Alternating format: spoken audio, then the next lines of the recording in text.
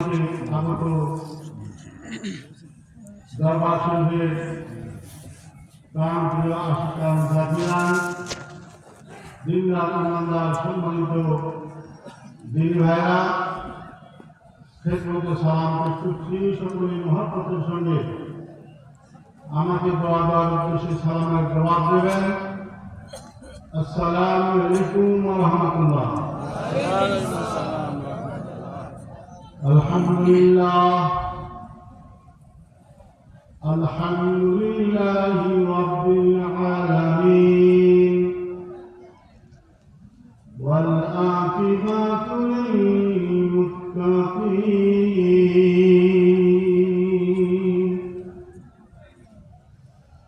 ওয়াসসালাতু ওয়াসসালামু আলা রাসূলিল কারীম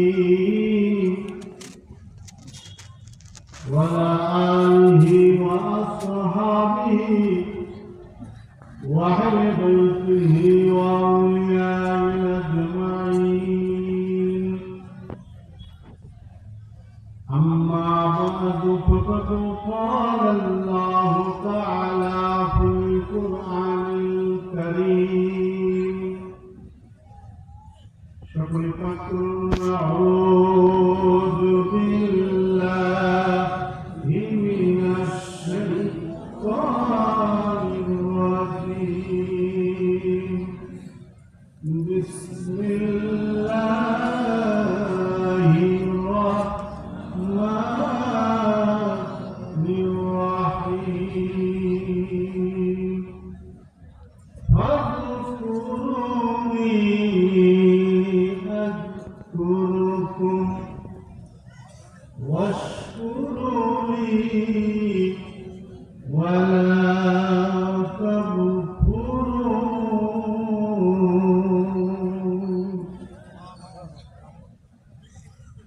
أما بعد إن الله وملائكته يصلون على النبي يا أيها الذين آمنوا صلوا عليه وسلموا تسليما. اللهم صل على سيدنا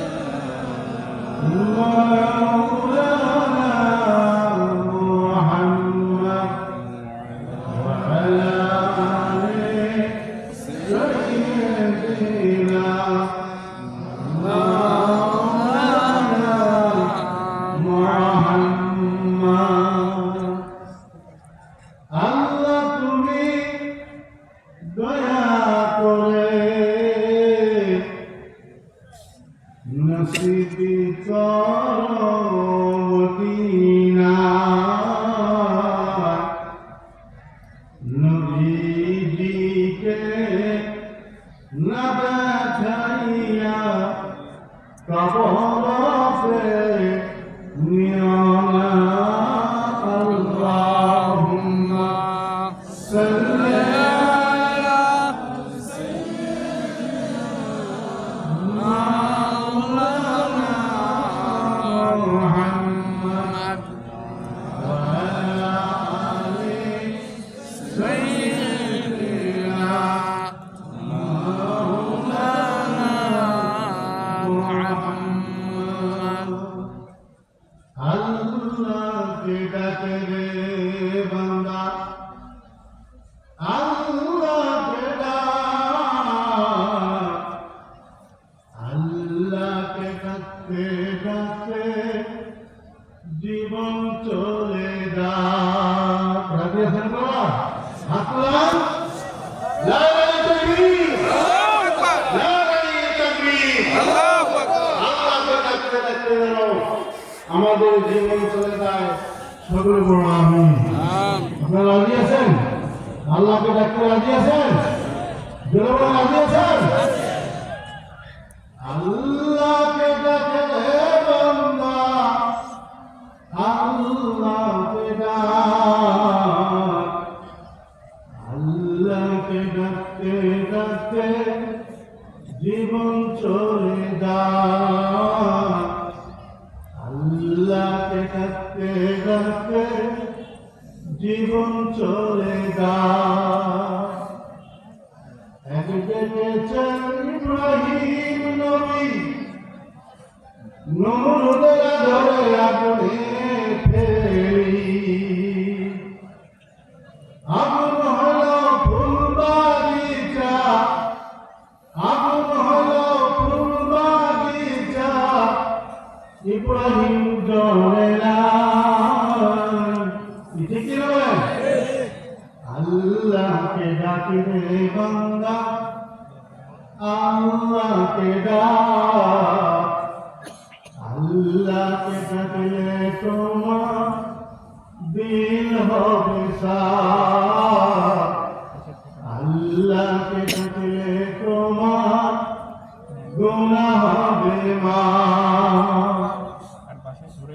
একদিকে চলেছিলাম হলি, খোদার সামনে গেছেন মিলি, বনের বামে সালাম করে মানিয়া আলী।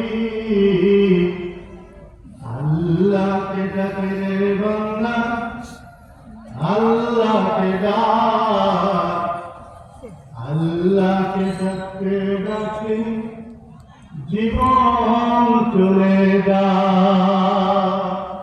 সকলে বলুন মারহাবা। আমরা সেই মহান আল্লাহকে একটু মহব্বতের সঙ্গে স্মরণ করতে চাই। রাজি আছেন আপনারা? একটু মহব্বতের সঙ্গে আল্লাহকে আমরা একটু গভীরভাবে স্মরণ করে নেই, তারপরে আরো অন্যান্য ওলামায়ে কেরাম এসেছেন, ওনারা আলোচনা করবেন। আমরা মহব্বতের সঙ্গে মহান আল্লাহকে একটু স্মরণ করে নেই। তার আগে আপনারা দাঁড়িয়ে আছেন, বসেন। দাঁড়িয়ে না থেকে আপনারা বসেন, মাহফিল আদব রক্ষা করেন। এই ফেরবাজার দরবার শরীফ, এটা আল্লাহ আল্লাহ রাসূলের পাওয়ার দরবার। বলুন সুবহানাল্লাহ। আল্লাহ পাওয়ার দরবার। কার পাওয়ার দরবার? আল্লাহ পাওয়ার দরবার, রাসূলকে পাওয়ার দরবার, আদবের দরবার। বলুন সুবহানাল্লাহ। সম্মানিত হাজিরিন, এই দরবারে এসে বেয়াদবি করা যাবে না। আপনারা যারা আছেন দাঁড়িয়ে এদিক সেদিক ঘোরাফেরা করছেন, এগুলো না করে জান্নাতের বাগানে চুপচাপ বসে থাকেন। হাজত হলে হাজত ছেড়ে আবার পেছনে চলে আসবেন।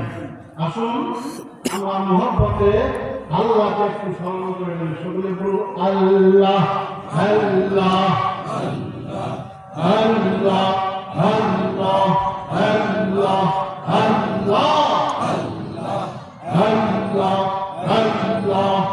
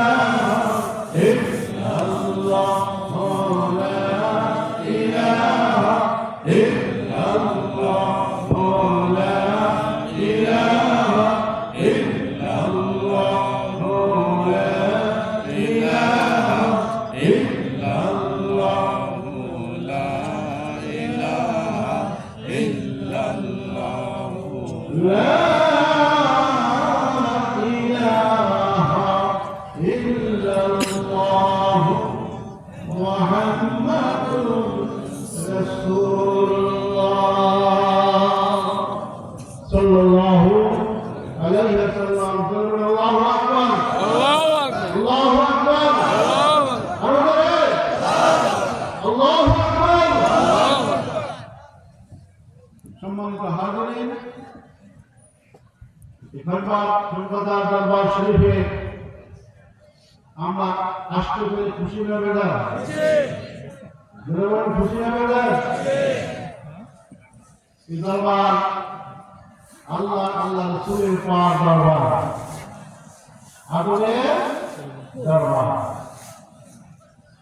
এই দরবার শরীফে এই জান্নাতের বাগানে আমরা আসতে পেরে সেই মহান আল্লাহ পাকের দরবারে লাখ কোটি শুকরিয়া জ্ঞাপন করছি। সকলের জবান ভরে বলুন আলহামদুলিল্লাহ।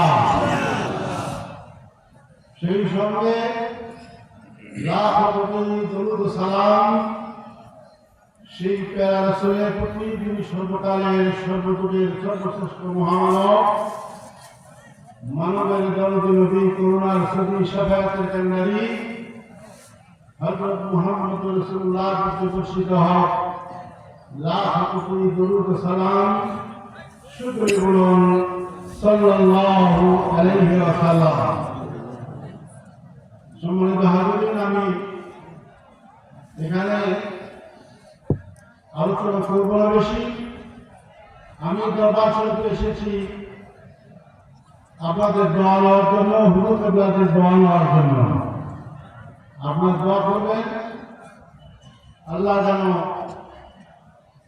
আমাদেরকে আহলে সুন্নাত ওয়াল জামাতের উপরে অটল থেকে হক দরবারের খেদমত করার তৌফিক দান করেন। সকলে বলুন আল্লাহুম্মা আমিন।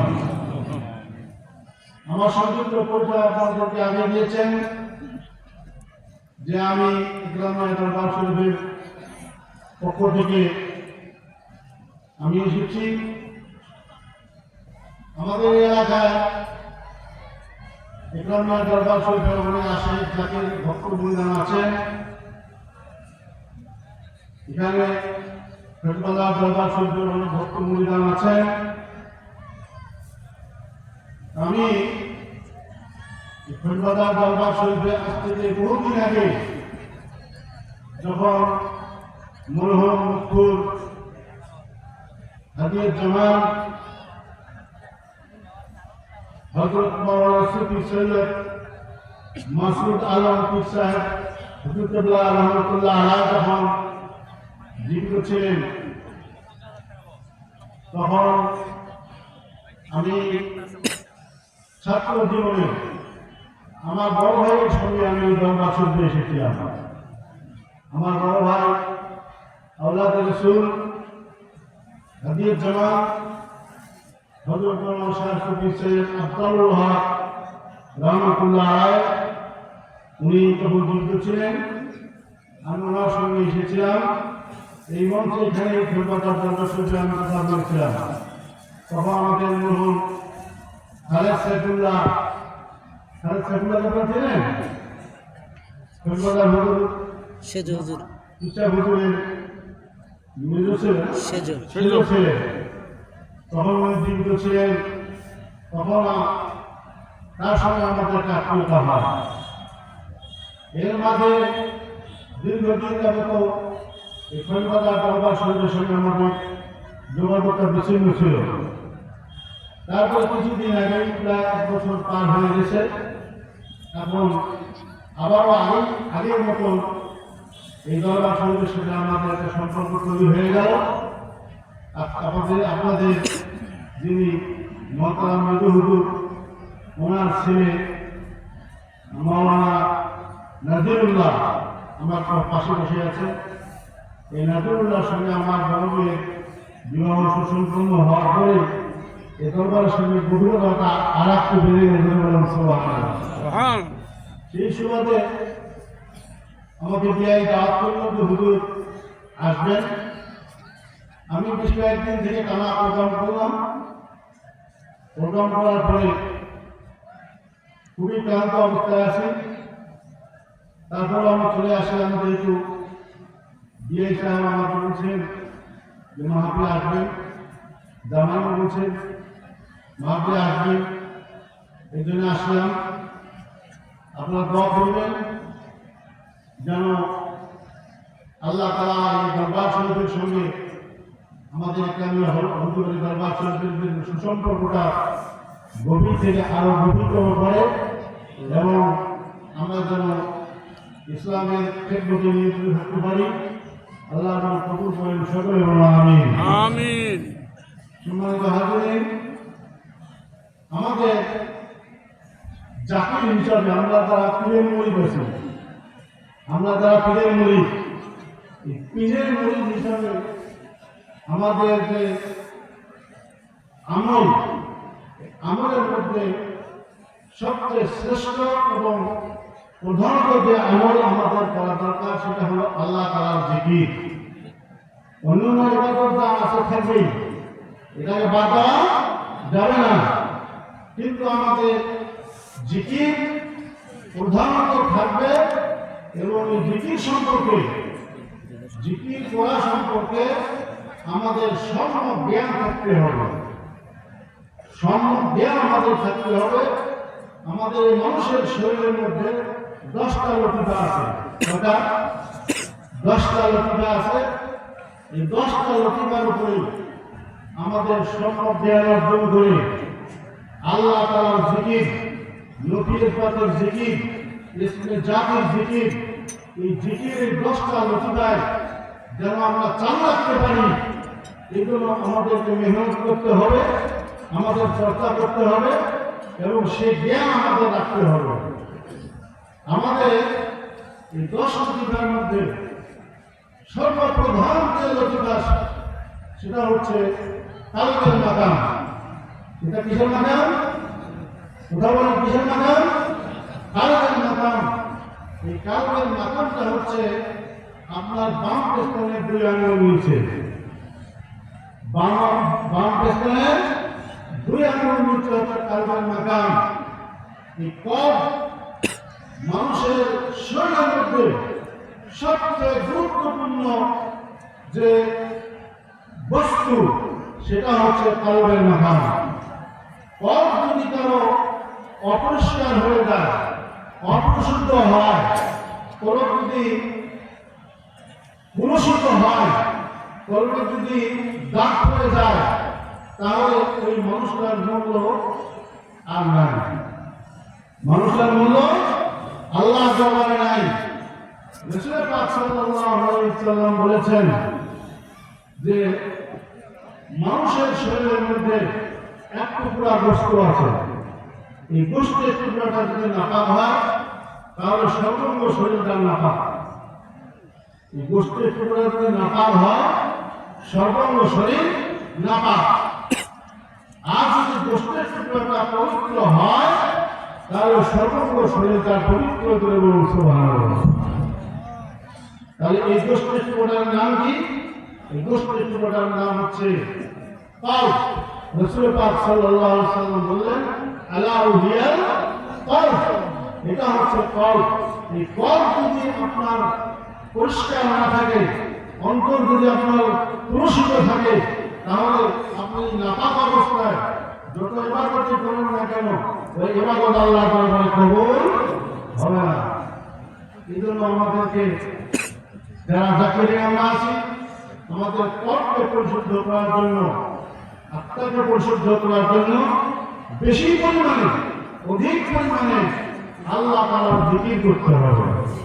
আল্লাহ তাআলার জিকিরের মাধ্যমে আমাদের কলব পরিষ্কার হবে। এই জন্য আমাদের কলবের স্থানটা হচ্ছে বাম পেছনের 2 আঙ্গুল নিচে, বাম পেছনের 2 আঙ্গুল নিচে কলবের মাকাম।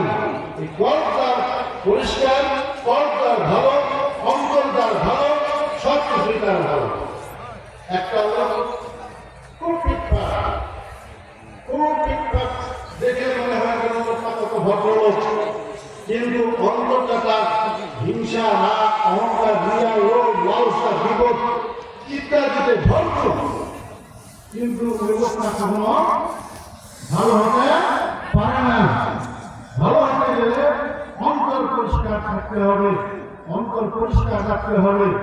এমন কিছু লোক আছে দেখতে একটু অন্যরকম, কিন্তু তার অন্তরটা ভালো। মানুষ বলে যে লোকটা দেখলে ওই রকম ঠিক আছে, কিন্তু তার অন্তরটা ভালো নেই। কি ঠিক না? বলে কি না? লোকটা দেখলে ওইরকম ঠিক আছে, কিন্তু অন্তরটা তার ভালো, কারণ অন্তরটা আল্লাহ তাআলা পছন্দ করেন।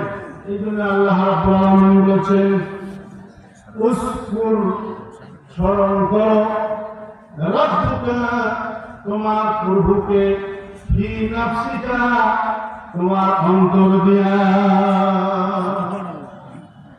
দুনিয়ার সব জিনিস মানুষ দেখতে পায়, কিন্তু অন্তরের খবর দুনিয়ার কোনো মানুষ জানে না, একমাত্র আল্লাহ ছাড়া। ঠিক না? অন্তরের খবরটা আল্লাহ ছাড়া দুনিয়ার কোনো মানুষ জানে। এই জন্য আল্লাহ তাআলা বলেছেন, উসকুর স্মরণ করো রব্বুকা, তোমার প্রভুকে, ফি নাফসিকা, তোমার অন্তর দিয়ে করে বলুন সুবহানাল্লাহ। এই জন্য আমি বলি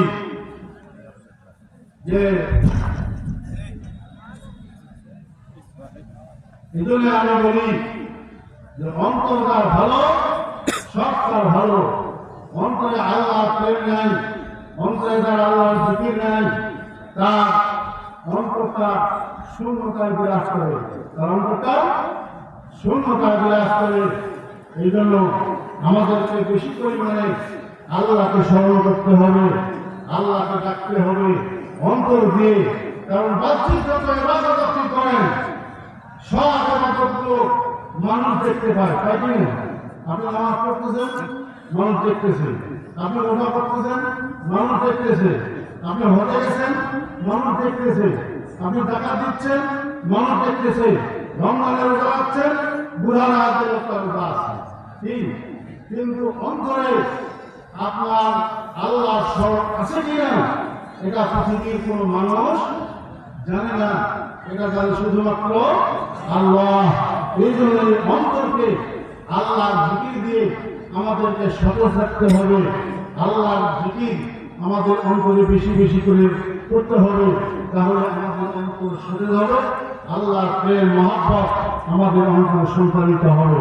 এই জন্য আমি আপনাদের সাথে আরজ করব, রাতের বেলা যখন আপনারা ঘুমাতে যাবেন, সারাদিন কার্যক্রমে ব্যস্ত থাকেন, রাতের বেলা যখন ঘুমাবেন, এই ঘুমাবার সময় অন্ততপক্ষে যখন ঘুমাবেন, এই ঘুমাবার সময় আল্লাহু আল্লাহু নামে জিকির করতে করতে ঘুমিয়ে পড়বেন। বাচ্চা চালু করতে পারবেন না? আল্লাহ নামে জিকির করতে করতে ঘুমাবেন। দুনিয়ার এমপি মন্ত্রী, দুনিয়ার মন্ত্রী ব্যারিস্টার তাদেরকে পাহারা দেয়, শহীদের পাহারা দেয়, পুলিশ পাহারা দেয়, কিন্তু যারা আল্লাহ তাআলার জিকির করে তাদেরকে আল্লাহ তাআলার রহমতের ফেরেশতারা পাহারা দেয়। বলুন সুবহানাল্লাহ। রাতে যখন আপনি ঘুমাবেন, আপনাকে আল্লাহর রহমতের ফেরেশতা দিয়ে আপনার হেফাজত করবেন। বলুন সুবহানাল্লাহ। আল্লাহকে ডাকে রে বান্দা, আল্লাহকে ডাক, আল্লাহকে ডাকতে ডাকতে জীবন চলে যায়। সম্মানিত হাজিরিন, এজন্য আপনাদের খেদমতে আমরা আলোচনা কালকের মাকাম দেখি, তার কোথায় আছে এটা বুঝে আপনারা জিকির করবেন। রুহের মাকাম কোথায় আছে, এই রুহের মাকামকে বুঝে বুঝে আপনারা আমল করবেন। বাম পাশের দুই আঙুল হচ্ছে কালবের মাকাম, আর ডান পাশের দুই আঙুল নিচে হচ্ছে রুহের মাকাম। এই রূহ, এই মানুষের শরীর থেকে রূহটা যখন চলে যাবে, তখন সেই লোকটা যত নামি দামি হোক, যত উচ্চ পর্যায়ের মানুষ হোক, ওই লোকটার মূল্য আল্লাহ জানবে, ওই লোকটার মূল্য আমাদের সমাজে আর নাই। আছে কি? অনেকে বলে আমার বাবা নাই, বাবা নাই, কান্দে কান্দে কি না? কিন্তু আসলে বাবা তো ঠিকই আছে, বাবা ঠিকই আছে, কিন্তু বাবা দেহের মধ্যে যে প্রাণবাদী রূহ, এই রূহটা না থাকার কারণে সন্তান, ছেলে মেয়ে, আত্মীয় স্বজন সবাই কান্নাকাটি করতেছে যে আমাদের বাবা নাই, আমাদের বাবা নাই।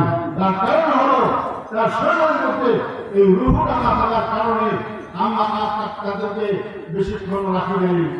কি ঠিক না? বললাম যখন মারা যায়, তাড়াতাড়ি দাফন করো, তাড়াতাড়ি দাফন করো, কারণ যতক্ষণ তার রূহ ছিল, ততক্ষণ তার সম্মান ছিল, আদর ছিল, তার ভালোবাসা ছিল। রূহ যখন বের হয়ে যায় তখন তার আর কোনো মহব্বত তার উপর থাকে না, ভালোবাসা থাকে না। তাহলে ওই মানুষটার মূল্য বেশি, রূহের মূল্য বেশি। অতএব রূহকে আল্লাহ নামের জিকির দিয়ে সতেজ রাখতে হবে। এই রূহ আপনার শরীর থেকে, আমার শরীর থেকে যখন বের হয়ে যাবে, আমাদের কোনো মূল্য থাকবে না। এই রূহ আল্লাহর কাছে গমন করবে। আল্লাহ তাআলা বলেছেন, কুলির রূহ মিন আমরি রাব্বি। রূহটা হচ্ছে আল্লাহ তাআলার একটা হুকুম বিশেষ করে বলুন সুবহানাল্লাহ। আল্লাহর হুকুমে মানুষের শরীরে আসে, আল্লাহর হুকুমে মানুষের শরীর থেকে এই রূহ বের হয়ে যায়। এই রূহ যখন বের হয়ে যায় তখন আর মানুষের কোনো মূল্য থাকে না, তখন আমরা তাড়াহুড়া করে তাকে দাফন করি। অতএব আপনাদের খেদমতে আমার আরো হচ্ছে এই রূহকে আল্লাহর জিকির দিয়ে সতেজ রাখতে হবে, তরুতাজা রাখতে হবে। আত্মার খোরাক যেমন ফল, মূল, গোস্ত, কোরমা, পোলাও, এগুলো হচ্ছে আত্মার খোরাক, দেহের খোরাক। আর রূহের খোরাক হচ্ছে, কান্নার খোরাক হচ্ছে আল্লাহ তাআলার জিকির, নেক আমল। বলুন সুবহানাল্লাহ। আল্লাহ তাআলা বলেছেন, ফাযকুরুনি, ও বান্দা তোমরা যদি আমাকে ডাকো, আযকুরুকুম, আমি আল্লাহ তোমাদেরকে ডাকবো। মহান আল্লাহ যদি বান্দাকে স্মরণ করে, ওই বান্দার কোন চিন্তা থাকবেও না। অতএব আসুন আমি আপনাদের ক্ষেত্রে বেশি কথা না বলিয়ে এই দুইটি মাকামের উপর কথা বললাম।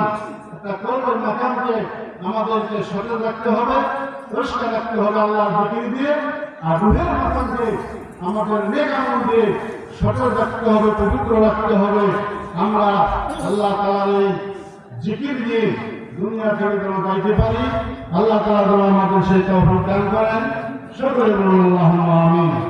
সম্মানিত হাজিরিন, আমি আর কথা না বাড়িয়ে আপনাদের কাছে দোয়া চেয়ে আমি আমাদের ঈশ্বর হুজুর কেবলার সমস্ত আল্লাহদের কাছে দোয়া চেয়ে আমি বিদায় হতে চাচ্ছি। আপনারা সকলে দোয়া করবেন, আপনারা ভালো থাকেন, সুস্থ থাকেন। আমি পরিশেষে আপনাদের মধ্যে সালাম পেশ করছি। সকলেই আমার সালামের জবাব দেবেন এবং আমাকে দোয়া করবেন। আসসালামু আলাইকুম ওয়া রাহমাতুল্লাহি ওয়া বারাকাতুহু।